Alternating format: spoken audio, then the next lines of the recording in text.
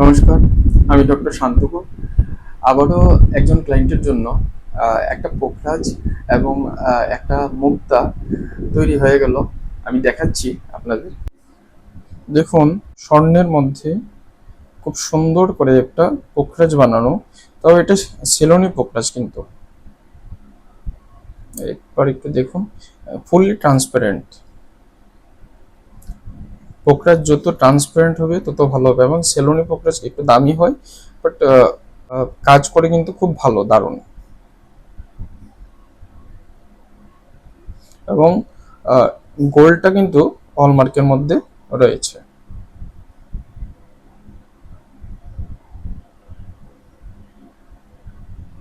এবং এই মুক্তাটা দেখুন, মুক্তাটা কপারের মধ্যে বানানো, এবং নিচে কিন্তু টাচ হতে হবে মুক্তার।